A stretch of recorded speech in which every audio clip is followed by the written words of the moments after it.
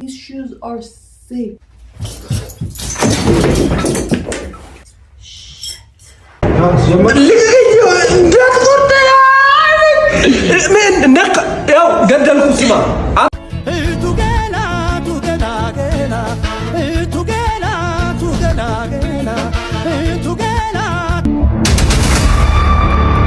በጣም የገበሬ ልጅ ቀስ ብላ አትሄድም እንዴ? ምን ያደናብራል?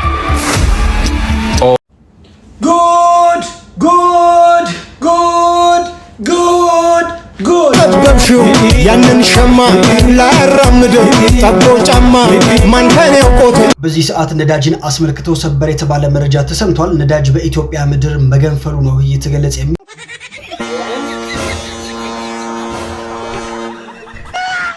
ለምንድነው ህዝቡን ደድብ የምትለው? ደድቦ ይህዝብ ምንድነው የሚያደርገው? እየበሉ ነው አያጎርሱኝ። ሰላም ቤተሰብ እንዴት ናችሁልኝ? ሰላማችሁ በዝት ይበል። እንዴት አላችሁ? አዲሶቹ ደግሞ ቤተሰብ ወደዚህ ቤተሰብ እንኳን ደህና መጣችሁ። ስትመጡ ግን ቤተሰብ በመጀመሪያ ሰብስክራይብ አድርጉ። ሰብስክራይብ እዛ ላይክ አድርጉት። አዲሶቹ ደግሞ ላይክ አድርጉ። እኔ ስጦታ አልፈልግም። ቤተሰብ የምፈልገው ላይክ ሰብስክራይብ ብቻ ነው። እስከ መጨረሻ ድረስ ቪዲዮዎቹን ተከታተሉ ቤተሰብ። ይህ ዳማከሴ ነው ቤተሰብ። ለናንተ የሚሆኑ ደግሞ ምርጥ ቪዲዮዎችን ቤተሰብ ይዤላችሁ መጥቻለሁ። እናንተን ዘና ፈታ የሚያደርጉ ናቸው። ታዲያ አሁንም እንዳይረሳ በደንብ አድርጋችሁ ላይክ አድርጋችሁ ጀምሩት። ወደ ቪዲዮ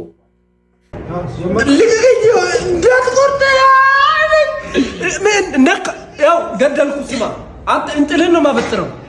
ልቀቀኝ አንተ። ተባብራችሁ በግድ ነው የፀጉርን ድንግልና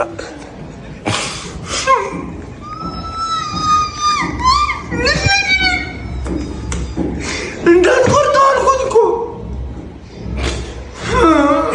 እንዳትቆርጠው እያልኩኝ እኮ ነው አባቱ። በእናትህ ጽንስን ነው ማጨናግፈው። ቆይ ጨርሰኝ።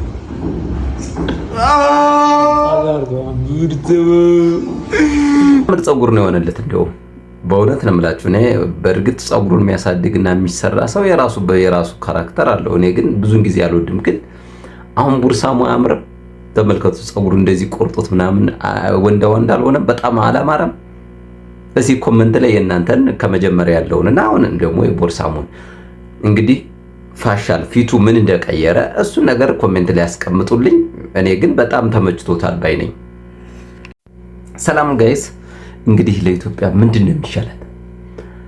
ኤሌክትሪክ ነው ወይስ ነዳጅ ነው የሚያስፈልጋት? እንግዲህ ተፈጥሮ ራሱ በእውነት ነው የምላችሁ ነዳጅ ያስፈልጋቸዋል ብሎ በራሱ ጊዜ ፈንድቷል። እስኪ እንስማው። በዚህ ሰዓት ነዳጅን አስመልክቶ ሰበር የተባለ መረጃ ተሰምቷል። ነዳጅ በኢትዮጵያ ምድር መገንፈሉ ነው እየተገለጸ የሚገኘው። በለገሂዳ ወረዳ የነዳጅ ክምችት በተፈጥሮ እየፈለቀ ለአገልግሎት መብቃቱ ተገልጿል። በአማራ ክልል ደቡብ ወሎ ዞንም በለገሂዳ ወረዳ አስገራሚ የተፈጥሮ ክስተት መመዝገቡ ነው እየተገለጸ የሚገኘው። በወረዳው ውስጥ የሚገኝም ከፍተኛ መጠን ያለው የነዳጅ ክምችት በተፈጥሮ ግፊት ምክንያትም ከከርሰ ምድር ወለል በላይ እየፈለቀ መውጣት መጀመሩ መረጃዎች አመላክተዋል። በተፈጥሮ አስገዳጅነት ምክንያትም የገነፈለ የመጣው ነዳጅ በአካባቢው ለሚገኘው ህብረተሰብ በባህላዊ የአጠቃቀም ዘዴዎች አገልግሎት እየሰጠ ይገኛልም ነው የተባለው። መረጃው እንግዲህ የለገሂዳ ወረዳ ኮሙኒኬሽን ነው። እናንተስ በዚህ ጉዳይ ምን ትላላችሁ? ሀሳባችሁ ነገር ነው። እስኪ አዶናይ ምን ገጥሞት ነው ቤተሰብ? አዶናይ ምን ገጠመው ቤተሰብ? ምን ገጥሞት ነው እንደዚህ? የእውነት ነው የምላችሁ። እስኪ እንስማውና እንመለሳለን። እነዛ መጥፎ ድምጾች ነው። መደደብ ማለት አለመስማት አይደለ? ደደብ ማለት ተቆርኩሞ ተነግሮ ማይሰማ አይደለ እንዴ? አዎ እነዛ ሐሳቦች ናቸው እኛ እየኮረከሙ ወደ ማንፈልገው ህይወት የሚመሩ፣ ወደ እፍረት፣ ወደ ቁጭት፣ ወደ ስቃይ፣ ወደ ብቸኝነት፣ ወደ የበታችነት ስሜት የሚመሩን እነዛ መጥፎ ሐሳቦች ናቸው። ከነዛ መጥፎ ሐሳቦች የምንወጣው ደግሞ ከደደብንባቸው ነው። አልሰማህም ካልናቸው ነው። ቆንጆ አይደለህም ይላል። ኖ ቆንጆ ነኝ። አይናፋር ነኝ ይላል። ኖ አይደለሁም እኔ ደፋር ነኝ። ከሰው በታች ነኝ ይላል። አይምሮ ማለት ነው። ኖ እኔ ከሰው በታች አይደለሁም። ከማንም ከኔ አይበልጥም። እኔ ደግሞ ከማንም ሰው አልበልጥም። ሁላችንም እኩል ነን። ግን እኔ አንደኛ ነኝ። አየህ፣ እንደዚህ አይነት ድፍረት ከራስህ ጋር ለማምጣት እነዛ ድምጾች መክዳትና አለመስማትን ያስፈልጋል። እንደሰማችሁት ነው እንግዲህ አዶናይ በጣም ብዙ ነገሮችን እንግዲህ ድድብ በል ስግጥ በል ምናምን በሚል ይታወቃል። እንግዲህ እሱ ነች እቺ ቃል። በእርግጥም እሱም ካሁን በፊት ትርጉሙን አላውቀውም። እኔ ግን በእርግጥም ይሄን ስል ድድብ በል ወይም ደግሞ ስግጥ በል ስል እኔ እንደዚህ ክፉ ቃል ለመናገር አስቤ አይደለም። ነገር ግን በጣም ብዙ ነገሮች አሉ። ለምሳሌ እንደዚህ አሁን ቪዲዮ ኤዲቲንግ በምትሰሩበት ሰዓት በጣም ረጅም ሰዓት ሊወስድባችሁ ይችላል። እባክህ ተነስተኛ፣ እባክህ እንደዚህ ያደርግ፣ ወይም ደግሞ አሁን እኮ ብርድ ነው ወይ ወጥተህ እንደዚህ በልተኛ ቤት ወይ ሂድ፣ በቃ ትንሽ ረፍት አድርግ ምናምን። ምን ያደርግልሃል? ይሄ ነገር አይጠቅምም እኮ አንተ በዚህ እንዴት መቼ ልትለወጥ ነው የሚሉ በጣም ብዙ ጥያቄዎች አሉ ከአእምሯችሁ ጋር የምትገጥሙት። ይሄን አእምሯችሁ ጋር የሚገጥመውን ጥያቄ ግን ድድብ በሉበት። እሰራለሁ፣ ይብረደኝ፣ በቃ ይድከመኝ፣ እሰራለሁ ብላችሁ ስሩ። እንደዚህ አድርጋችሁ ግን በሉ። ይህን አትስሙ ነው ያልኩት በሚለው መሰረት እንግዲህ ይህን መልስ ሰጥቷል። በጣም ብዙ ሰዎችም ተቀባብለውት በጣም ደጋፊዎች በዝተዋል፣ እኔን ጨምሮ በጣም አብዛኞቹ። አሁን የስግጥ ድድብ የሚለው ነገር ሁላችንም ተቀብለነዋል። ግን አብዛኛው ሰዎች እያስፈራሩት ነው። በባለፈው አይተናል። የሆነ አንድ እንግዲህ አስቡት፣ በጣም የሚገርም አባትም እንደዚህ የሙስሊም አባት እንደዚህ ሲናገር ሰምቻለሁ። ሌሎቹ ኢብን ራሱ እነ ሳሚ ባሪያው አሁን ራሱ በጣም በደንብ አድርጎ ይዞታል። አብዛኞቹ ያልተግባቡ አሉ። ግን አትግባቡ፣ በቃ ምንም ችግር የለውም እኮ። እኔ አሁን ያልገባኝ ነገር አትግባቡ፣ በቃ እናንተ የራሳችሁን ይዛችሁ ሂዱ። እሱ የራሱን ድድብ ያለበትን እኮ ሜትዱን ተነገረ። ካልገባችሁ እናንታችሁን ይዛችሁ ሂዱ። ለምንድን ነው የምታስፈራሩት? ለምንድን ነው እንደዚህ የምታደርጉት? እናንተ ምን ስለሆናችሁ ነው እንዴ? አብዛኛው እኮ በቃ ይሄ እኮ ነው አሁን በቃ ችግር የበላ ነው እኮ። በቃ የራሳችሁ ሜትድ ይዛችሁ ሄዱ። በቃ ያነኛው ሜትድ እሱ ያለው እናንተ ደድቡ አይደለም ያለው። በቃ ከገባችሁ ገባችሁ፣ ካልገባችሁ ደግሞ ሰውን እንቅፋት አትሆኑ። በቃ በእውነት ነው የምላችሁ። በጣም እንቅፋት የሆናችሁ በጣም ብዙ ሙጄሌ የሆናችሁ ሰዎች አላችሁ። እግር ላይ እየሄዳችሁ ሰክ የምትሉ የሆነ በሚሄድበት ሁሉ እየሄዳችሁ እንቅፋት የምትሆኑ ሰዎች አላችሁ። በቃ እንቅፋት አትሆኗ እንዴ ታዲያ ምን ማለት ነው ይሄ? እውነቱ ነው። ድድብ ሱስ ወስደህ አሁን ደክሟል፣ እስኪ ሲጋራ ጠጣ ወይም ደግሞ ቢራ ጠጣ ምናምን እያለ ሲያስቸግር ድድብ በል፣ በቃ አልጠጣም በል፣ በቃ ይሄን ያለው እሱ። ድድብ በል፣ ስግጥ በል፣ በቃ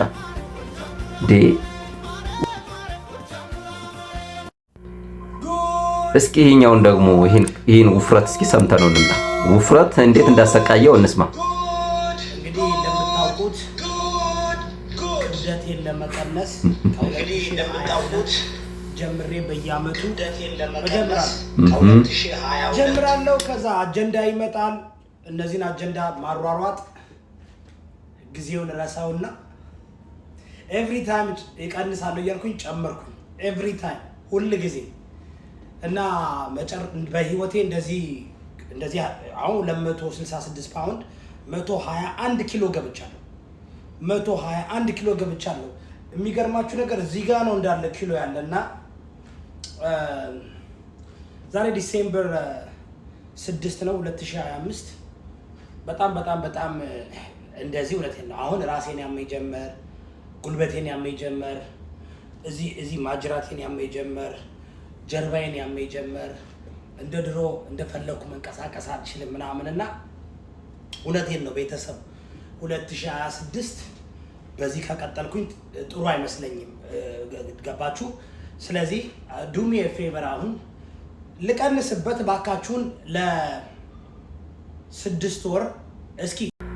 እውነቱን ነው። ግን አብዛኞቻችን በእውነት ነው የምላችሁ የሆነ ሰውነታችን ላይ በጣም ለመገንባት ወይም ስፖርት ለመስራት እኔ ራሱ በእውነት ነው የምላችሁ የሆነ ሰዓት ላይ በደንብ በቃ እንትን ተከታተየ እየሰራው ያለ የሆነ ሰዓት በቃ የሆነ ነገር ስራ ይበዛል ወይ መደራረብ ወይ የሆነ ቦታ ትሄዳለህ። ከዛ በኋላ ዙረ መመለስ ያቅታል። እዛው እንደገና ትተውና ሰውነት ደግሞ ወይ ይወፍራል ወይ ደግሞ የሆነ የመክሳት። አብዛኞቻችን ስፖርት ስንሰራ ቆይተን ከተው ነው የምንወፍራለን አብዛኞቻችን። አብዛኛው ደግሞ ስፖርትን ሲተው ደግሞ የሚከሳለ በጣም የሚከሳለ፣ አንዳንዱ ይወፍራል እንዳሉት እንደሱ እንደወንድማችን። አሁን እሱ በፊት ስሰራ ነበር አለ። አሁን እንደዚህ አስቡት 121 ኪሎ ግራም በጣም ግዙፍ ነው። በጣም ግዙፍ ነው የሆነ እሱ በቃ በጣም አስቸጋሪ ነው። እንዳለውም የሰውነት መገጣጠሚያዎቹ አሁን እየከበዱት ነው፣ ሌላ ችግር ውስጥ ይገባል።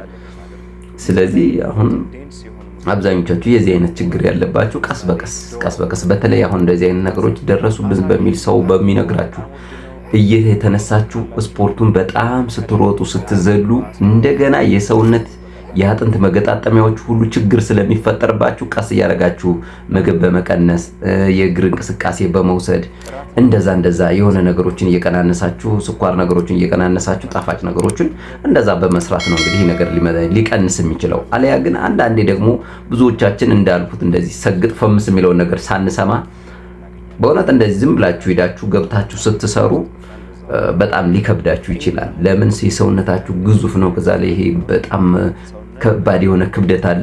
ገመድ በምትሰሩበት በምትሮጡበት ወይም ደግሞ ሰን በምታነሱበት ሰዓት ትልቅ የሆነ የሰውነት እንትኖችን መገጣጠሚያዎችን ሊያመጣ ይችላል። ያን ደግሞ ከባድ ህመም ነው። ያን እንዳይገጥምባችሁ እንግዲህ ራሳችሁን ጠብቃችሁ በደንብ አድርጋችሁ ሳስተነብል የሆነ ነገር ቀስ እያደረጋችሁ ከምግብ መቀነስ ጀምሮ ከጣፋጭ ነገሮች ከመቀነስ ወክ በማድረግ በመጀመሪያ ወክ በማድረግ ረጅም ርቀት በመሄድ እነዚህ ነገሮችን የእግር ጉዞ በማድረግ ያነ ሊያስማማችሁ ይችላል። ይሄን ነው ልላችሁ የምችለው። ተመሳሳይ አካሄድ ተመሳሳይ ቁመት በእውነት ነው የምላችሁ በጣም የሚገርሙ ልጆች ናቸው። እንግዲህ ምናልባት ድሮ ምንድነው አቢሲኒያዎቹ ነው የሚባሉ ነው እንደዚህ ደህና ነህ እንዴት ነህ የሚል የሆነ ዘፈን ነበራቸው። የሆነ አቢሲኒያዎች አቢሲኒያን ምናምን የሆነ ነገር የሚል ነበሩና እነሱ በጣም ተመችተው ነበር። አሁን ደግሞ የሆኑ ልጆች ደግሞ በአካሄድ ደግሞ የራሳቸውን ስታይል ፈጥረው በቃ እንደዚህ የሚሉ አሉ። እስኪ እንያቸው።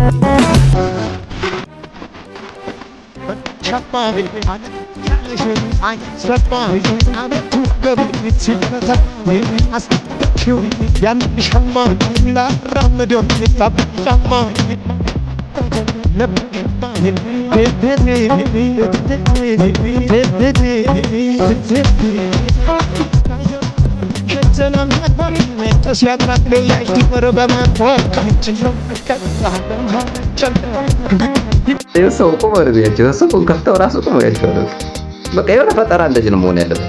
ፈጠራ ይሄ ፈጠራ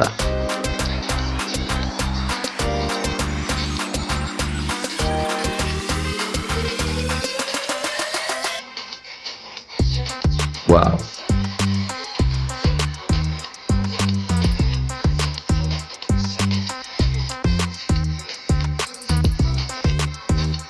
መኪናውን አቁሙልኝ እያያችሁ ነው።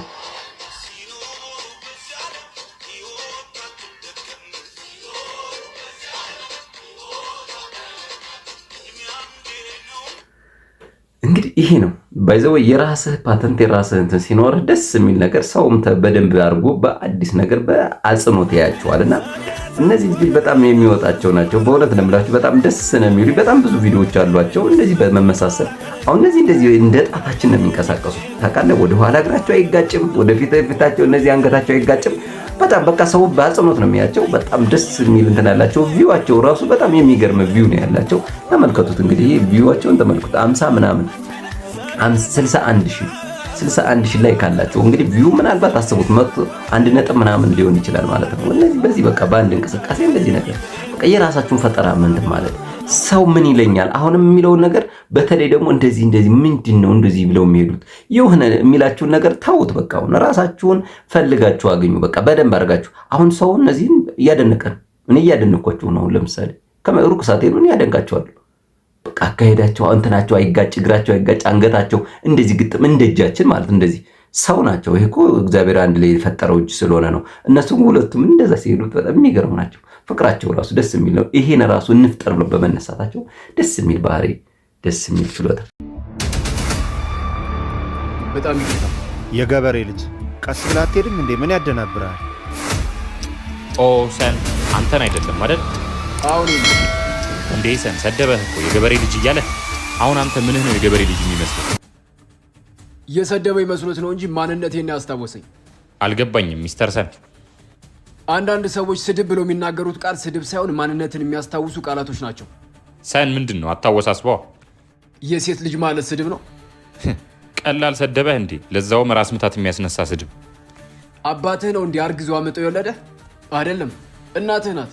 የሴት ልጅ ማለት ሴት ልጅ አምጣ አርግዛ መውለዷን እያስታወሰ ነው እንጂ እየሰደበህ አይደለም። ስለዚህ የገበሬ ልጅ ማለቱ ማንነቴን አስታወሰኝ እንጂ ክብሬን አልቀንሰውም። ሰን የገበሬ ልጅ ነህ እንዴ? አዲ እንደዚህ አይነት ጥያቄ በጣም ነው የሚያበሳጨኝ። ባሬን አይተህ የገበሬ ልጅ ብቻ መሆኔን ሳይሆን አባቴ ማን እንደሆነም ጭምር ማወቅ ነበረብህ። ካልነገርከኝ እንዴት ላቅ እችላለሁ? በቃ ይቅርታ። ከዚህ በኋላ ግን ወቅሽ።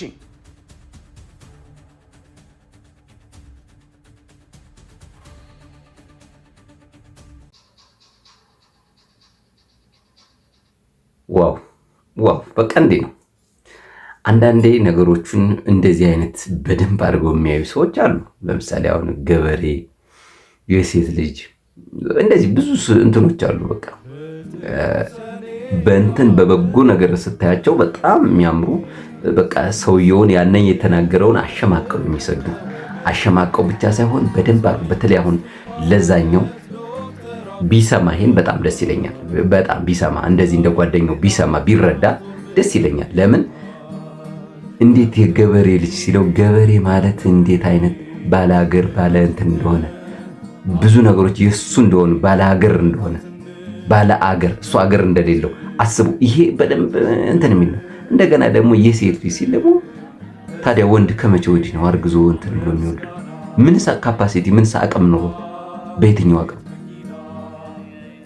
የተፈጥሮ ነገር በጣም የሚገራርሙ ናቸውና እንደዚህ አይነት ነገሮች ሰምቶ ቢሄድ ደስ ይለኝ ነበር። እንግዲህ አንተ ግን ብለናል። ያያችሁ አትለፉኝ ወገኖቼ። ዱባይ ለመዝናናት የታክሲ ጎሎኝ ነው። ያያችሁ አትለፉኝ። እጅግራለኝ መስራት ዲብሮኝ ነው። ስራ ምን ያደርጋል ወገኖቼ? ያው ለቫኬሽን ልዝናና ዱባይ ልሄድ ጎሎኝ ነው የታክሲ። ያያችሁ አትለፉኝ ወገኖቼ። ስራ ምን ያደርጋል? ያያችሁ አትለፉኝ። እንደዚህ አልጠብቅም። እንደዚህ ተመግበ ቤተሰብ ኮሜንት ላይ ያስቀምጡልኝ። እኔ ምንም አልላችሁ። ምንም ይህን የሰራችሁ ሰዎች ግን ውይ ምን አይነት እግዚአብሔር ይሄን የክሬት ያደረግ ልጅ በእውነት ነው የምላችሁ። በጣም የምትገርም አሁን እንዲህ እኮ ነው በቃ በእውነት እኔ አሁን የሆነ ጊዜ ላይ በጣም ገርሞኝ ነበር። እንደውም ይሄ ምናልባት አሁን እነዚህ ቴሌብር ምናምኖች ነገሮች እንደገና ደግሞ ኔትወርኩ የሚሰራ መስሎ ነገር ግን እነሱ ብሩ ነው የሚበሉትና እንደዚህ አይነት ነገሮች አሉ። ግን እኔ በጣም የገረመኝ ንግድ ባንክ ነበር የሆነ ጊዜ ላይ በቃ በጣም ብዙ ነገሮችን ይዟል በአንዴ። በቃ ሌላ እንዲገባ አይፈለግም። በራሱ አንዴ ሰብስቦ ይዟል። እሱ ምንድነው ልትሉኝ ትችላላችሁ። እንግዲህ ውሃ አለ፣ የውሃ የመብራት እንደገና የትራፊክ ቅጣት ክፍያዎች እንደዚህ የስልጥ የምናምን በቃ ብዙ በቃ የምትሉ ነገሮችን የሚከፈሉት በንግድ ባንክ ብቻ ነው።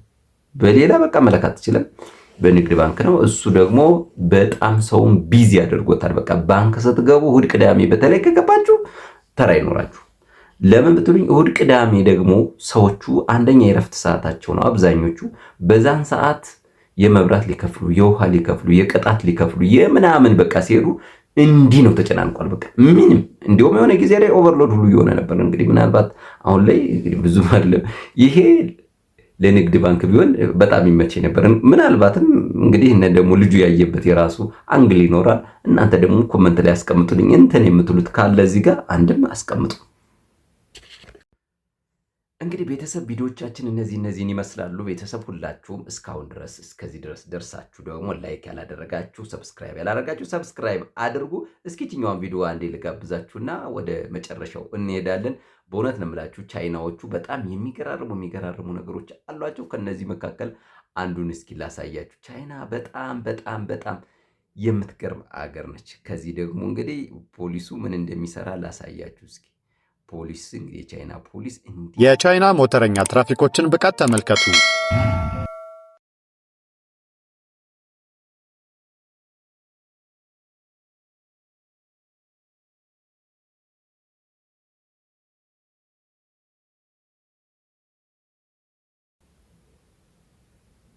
ዋው